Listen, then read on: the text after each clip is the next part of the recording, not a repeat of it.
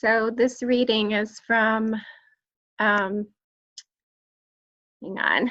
So the Shambhala, the Sacred Path of the Warrior by Chogyam Trungpa.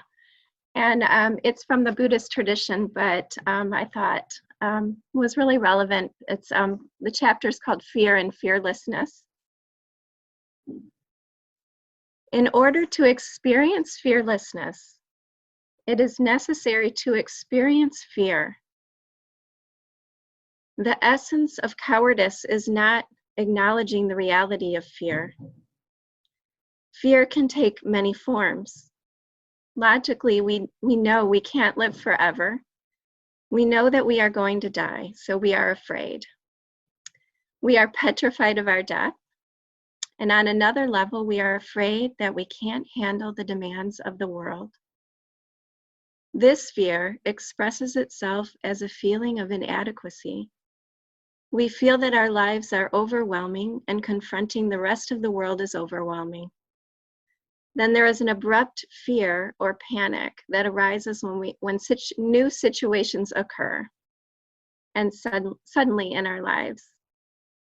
When we feel that we can't handle them, we jump or twitch. Sometimes fear manifests in the form of restlessness, doodles on a notepad, playing with our fingers, fidgeting in our chairs. We feel that we have to keep ourselves moving all the time, like an engine running in a motor car. Otherwise, we are afraid we might die on the spot. There are innumerable strategies that we can use to take our minds off fear. Some people take tranquilizers. Some people do yoga. Some people watch television or read a magazine or go to a bar and have a beer. From the coward's point of view, boredom should be avoided. Because when we are bored, we begin to feel anxious. We are getting closer to our fear. Entertainment should be promoted and any thought of death should be avoided. So cowardice is trying to live our lives as though death were unknown. There have been many periods in history in which many people searched for a potion of longevity. If there was such a thing, most people would find it quite horrific. If they had to live in this world for 1,000 years without dying, long before they got to their 1,000th birthday, they would probably just end it. Even if you could live forever, you would be unable to avoid the reality of death and suffering around you. Fear has to be acknowledged. The warrior acknowledges fear. We have to realize our fear and reconcile ourselves with fear.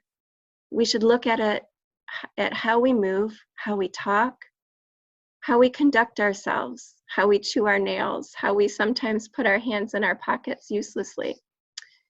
Then we will find out something out about how fear is expressed in the form of restlessness. We must face the fact that fear is lurking in our lives always in everything we do. On the other hand, acknowledging fear is not a cause for depression or discouragement.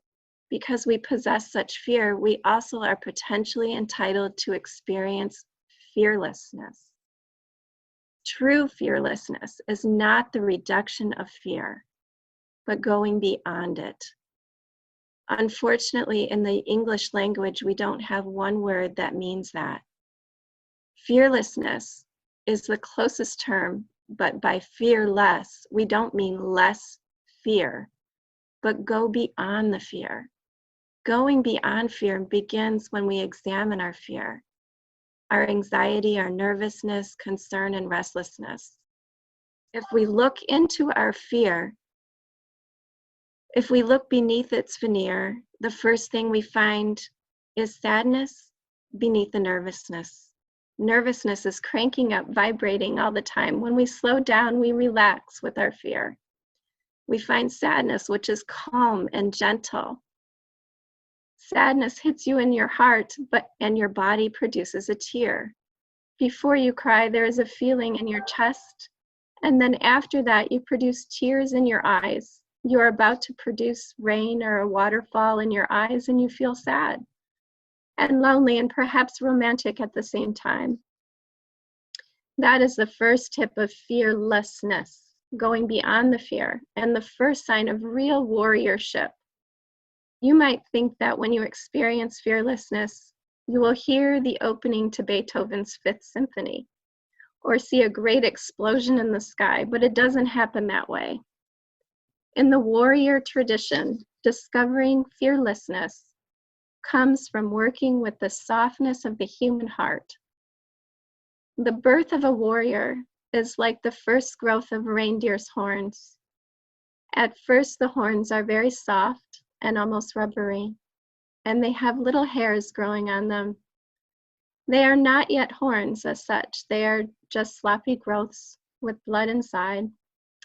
Then as the reindeer ages, the horns grow stronger, developing 4 points or 10 points or even 40. Fearlessness at the beginning is like those rubbery horns. They look like horns. You can't quite fight with them. When a reindeer grows its horns, it doesn't know what to use them for. It must feel very awkward to have those soft, lumpy growths on your head. But then the reindeer begins to realize that it should have horns, that horns are a natural part of being a reindeer.